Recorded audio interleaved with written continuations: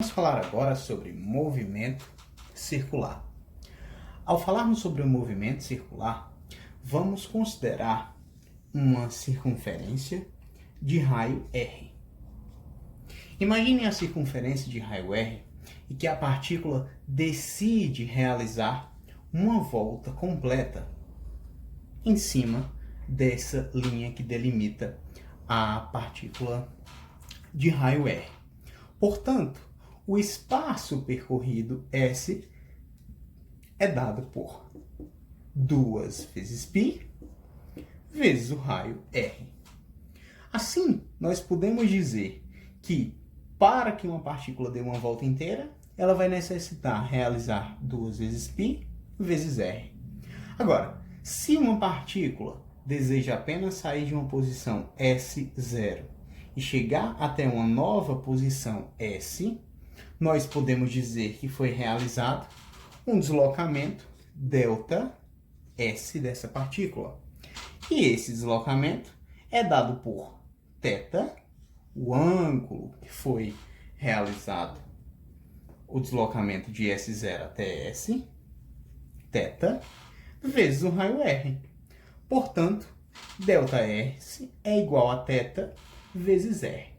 De um modo geral, para qualquer ângulo θ em radianos, temos S igual a R vezes θ, no lugar de ΔS.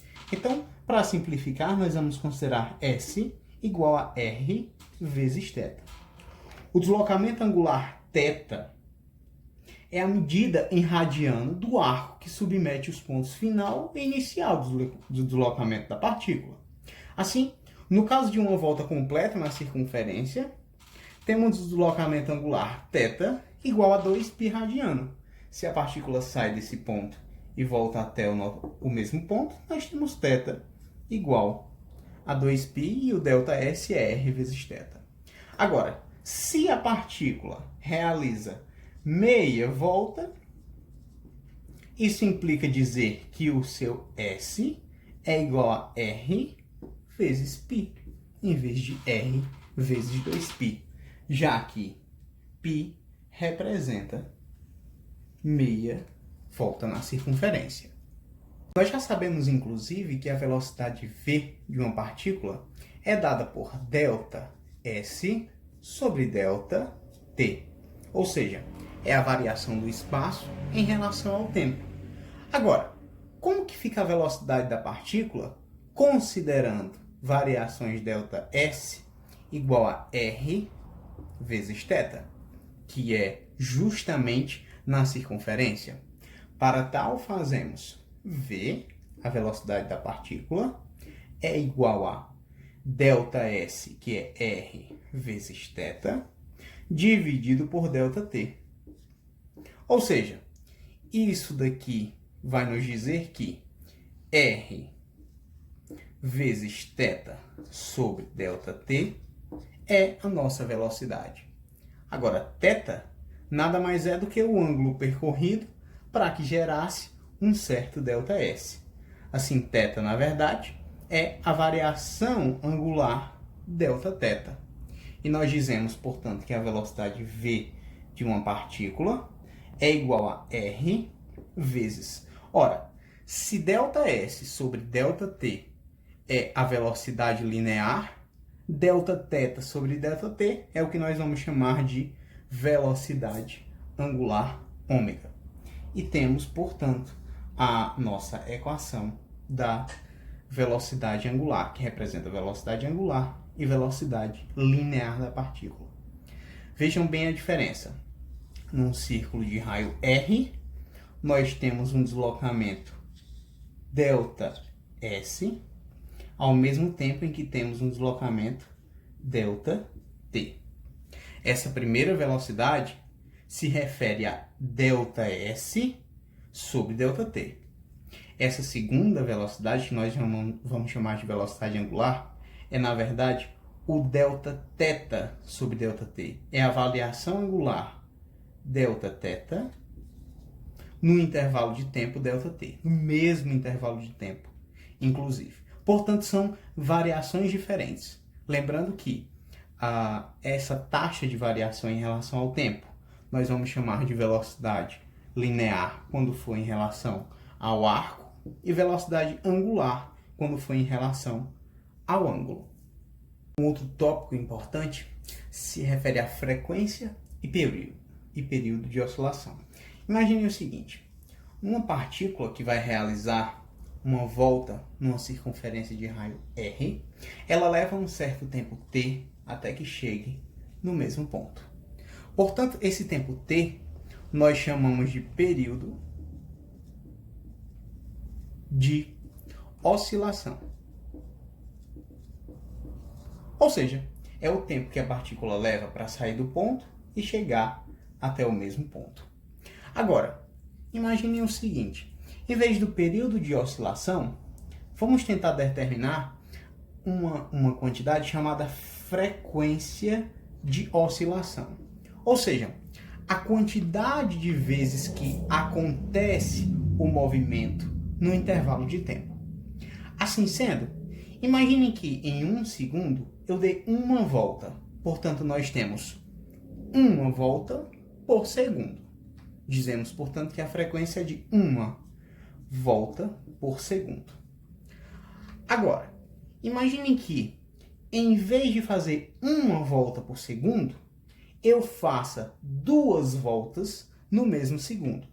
Se eu faço 2 voltas por segundo, isso implica dizer que cada volta que eu faço tem meio segundo, já que eu faço 2 em 1 segundo. Então, quando eu tenho t igual a 0,5 segundos, eu tenho f igual a 2 vezes segundo a menos 1, porque o segundo fica embaixo. Ou seja, gente, e quando nós temos o período igual a 1 segundo, nós temos uma frequência f igual a 1 segundo a menos 1. Quando nós realizamos 1, 2, 3 voltas por segundo, isso significa que a frequência é de 3 voltas por segundo e o meu período de oscilação é de 0,33333, que é o tempo para a partícula realizar esse movimento. Então, se ela vai realizar 3 em 1 segundo, só pode ser 0,33333 o tempo. Assim sendo, gente, nós vamos relacionar frequência e tempo de oscilação com a seguinte equação: o período t é igual a 1 sobre a frequência de oscilação f. E por fim, imaginem só, se o nosso v é igual a r vezes ômega, como nós demonstramos no início da nossa aula, e ômega é igual a delta θ sobre delta t, quem é a variação delta θ quando nós temos uma volta completa? É igual a 2 vezes π. Quem é o tempo para que seja realizada uma volta completa? É nada mais, nada menos que o período t. Então, nós podemos definir a quantidade ômega, a velocidade angular, como sendo 2 vezes π, dividido pelo tempo de oscilação t. Como a frequência f é igual a 1 sobre o período, nós vamos ter também ômega igual a 2 vezes π vezes a frequência de oscilação f. Portanto, são as duas formas de determinar a velocidade angular ômega. O interessante do movimento circular é que nós podemos fazer um paralelo direto entre o movimento retilíneo e o movimento circular. Por exemplo, no movimento retilíneo, nós vamos dizer que quando o movimento é retilíneo uniforme, nós vamos dizer que a velocidade v é igual a delta S sobre delta t. Se o movimento circular é uniforme, nós vamos ter ômega igual a delta θ sobre delta t. E quando no movimento retilíneo uniforme nós temos S igual a S0 mais V vezes t, no movimento circular uniforme nós temos θ igual a θ0 mais ômega vezes t. E isso se repete para as outras equações.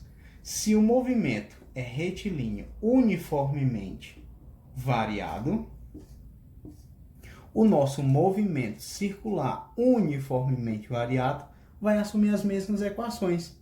Ou seja, enquanto nós temos A igual a delta V sobre delta T, no movimento retilíneo uniformemente variado, no movimento circular uniforme nós temos uma aceleração angular alfa igual a delta ômega sobre delta T.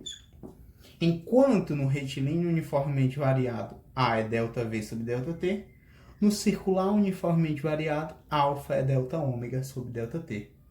E a nossa equação S igual a S0 mais V0T mais AT ao quadrado sobre 2 se reduz no movimento circular uniformemente variado a θ igual a θ0 mais ômega 0 vezes t mais A vezes t ao quadrado sobre 2.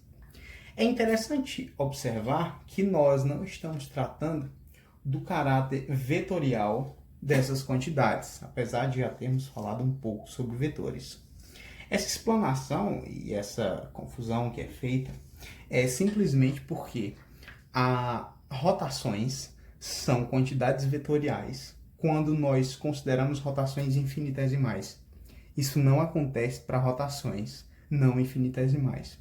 Portanto, depois vamos explanar isso de uma forma geral, mas é extremamente fundamental que se perceba a similaridade dos dois movimentos. E como as equações que nós já sabíamos e explanamos exaustivamente são exatamente as mesmas no movimento circular uniforme e circular uniformemente variado.